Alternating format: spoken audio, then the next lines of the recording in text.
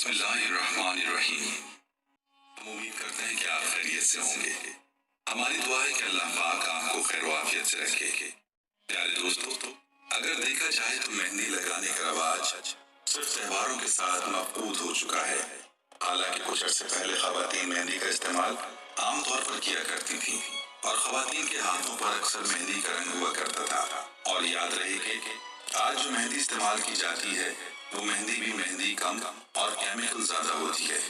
آج کی ویڈیو میں ہم آپ کو یہ بتائیں گے کہ مہندی لگانے کے بارے میں ہمارے پیارے آقا صلی اللہ علیہ وسلم کا کیا فرمان ہے، عورتوں کو مہندی کیوں لگانی چاہیے اور مردوں کے مہندی استعمال کرنے کے بارے میں کیا فرمایا گیا ہے۔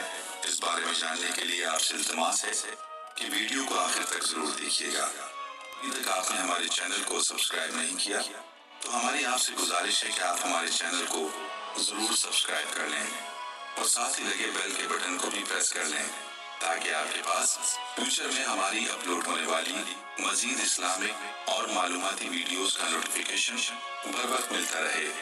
پیارے دوستو، روایات میں آتا ہے کہ ہمارے آقا سرور کائنات صلی اللہ علیہ وسلم نے عورتوں کے لیے رنگ والی اشیاء پسند فرمائی ہیں جن کی خوشبو نہ ہو، جبکہ مردوں کے لیے خوشبو کو پسند فرمایا ہے۔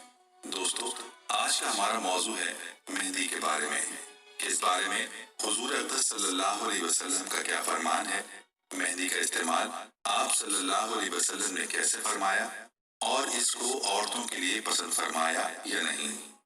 دوستو، آئیے ہم مہندی لگانے اور لگوانے کے عمل کو اسلامی تناظر میں دیکھنے کی کوشش کرتے ہیں کہ مہندی لگانا کیسا ہے، اسلام میں اس چیز کی اجازت ہے یا نہیں، اور اس کے حوالے سے مردوں کے لیے کیا حکم ہے۔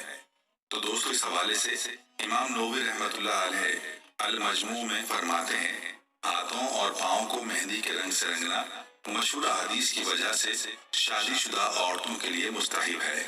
ان کا اشارہ ابو داؤد اس حدیث کی طرف ہے جس میں ذکر کیا گیا، ایک عورت نے حضرت عائشہ رضی اللہ تعالی عنہا سے مہندی کا خضاب لگانے سے متعلق سوال کیا تو حضرت عائشہ رضی اللہ تعالی عنہا نے فرمایا، اس میں کوئی حرج نہیں ہے، لیکن میں اس کو ناپسند کرتی ہوں کیونکہ میرے محبوب صلی اللہ علیہ وسلم اس کی بو کو ناپسند کرتے تھے۔ اسی طرح ترمذی کی ایک روایت میں عمران بن حسین رضی اللہ تعالی عنہ بیان کرتے ہیں کہ نبی اکرم صلی اللہ علیہ وسلم نے مجھ سے فرمایا کہ مرد کی بہترین خوشبو وہ ہے جس کی مہک پھیلے اور اس کا رنگ چھپا رہے، اور عورتوں کی بہترین خوشبو وہ ہے جس کا رنگ ظاہر ہو اور خوشبو چھپی رہے۔ ایک اور دوسری روایت میں یہ الفاظ کچھ اس طرح سے آتے ہیں، حضرت ابو ہریرہ رضی اللہ تعالیٰ عنہ بیان کرتے ہیں کہ رسول اللہ صلی اللہ علیہ وسلم نے فرمایا، مردوں کی خوشبو وہ ہے جس کی مہک پھیل رہی ہو اور رنگ چھپا ہوا ہو، اور عورتوں کی خوشبو وہ ہے جس کا رنگ ظاہر ہو لیکن مہک اس کی چھپی ہوئی ہو۔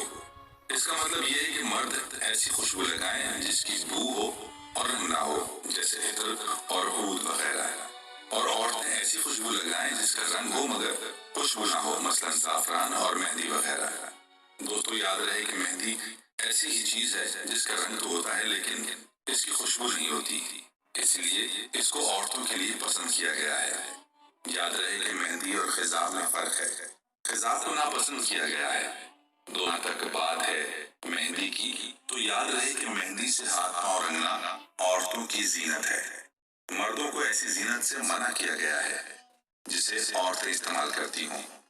چنانچہ حضرت ابو ہریرہ رضی اللہ تعالی عنہ بیان کرتے ہیں کہ رسول اللہ صلی اللہ علیہ وسلم کے پاس ایک ایسا ہجڑا لایا گیا جس نے اپنے ہاتھوں اور پاؤں پر مہندی لگا رکھی تھی۔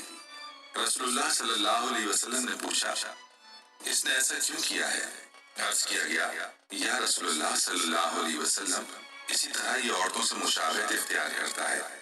رسول اللہ صلی اللہ علیہ وسلم نے یہ سن کر فرمایا کہ اسے مدینے کی آبادی سے نکال کر نقی کے علاقے میں چھوڑاؤ۔ لوگوں نے عرض کیا، یا رسول اللہ صلی اللہ علیہ وسلم، ہم اسے قتل نہ کر دیں؟ تو رسول اللہ صلی اللہ علیہ وسلم نے فرمایا، مجھے نمازی حضرات کو قتل کرنے سے منع کیا گیا ہے۔ روایت سنن ابی داؤد الادب 4928۔ اس حدیث سے معلوم ہوا کہ مہندی لگانا عورتوں کی زینت ہے اور مرد حضرات کو اس کی اجازت نہیں۔ حافظ ابن حجر رحمہ اللہ لکھتے ہیں، مردوں کو ہاتھ اور پاؤں کی ممانعت ہے۔ ہاں بطور دوا مہندی استعمال کی جا سکتی ہے۔ بحوالہ فتح الباری۔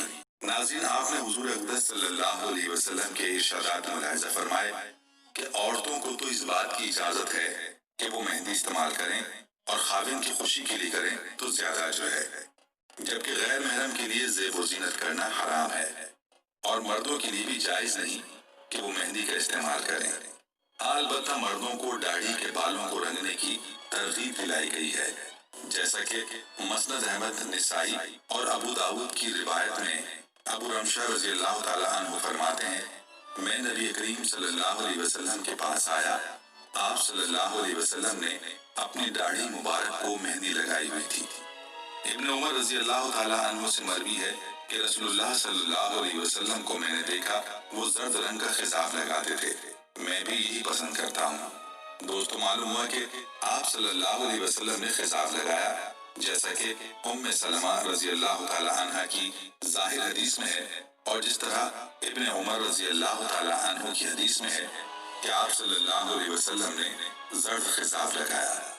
مسند احمد کی روایت ہے کہ ابو ہریرہ رضی اللہ تعالیٰ عنہ سے مروی ہے، رسول اللہ صلی اللہ علیہ وسلم نے فرمایا، داڑھیاں بڑھاؤ، مونچھیں ترشواؤ اور اپنی سفیدی کو بدلو اور یہود و نصارہ کی مشابہت نہ کرو۔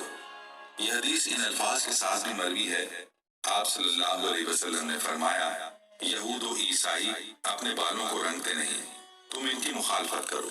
جبکہ نسائی کی روایت میں فَاسْبَغُوا یعنی تم رنگوں کے الفاظ بھی آتے ہیں، اور روایات میں خضاب کے بارے میں بھی آتا ہے کہ کیسا خضاب آپ صلی اللہ علیہ وسلم نے فرمایا اور کس رنگ کو منع فرمایا، جیسا کہ ابو امامہ رضی اللہ تعالیٰ عنہ نے فرمایا، آپ صلی اللہ علیہ وسلم انصار کے بوڑھے افراد جن کی داڑھیاں سفید تھیں ان کے پاس آئے تو فرمایا، اے انصار کی جماعت، داڑھیاں سرخ کرو اور زرد کرو اور اہل کتاب کی مخالفت کرو۔ بروایت مسند احمد۔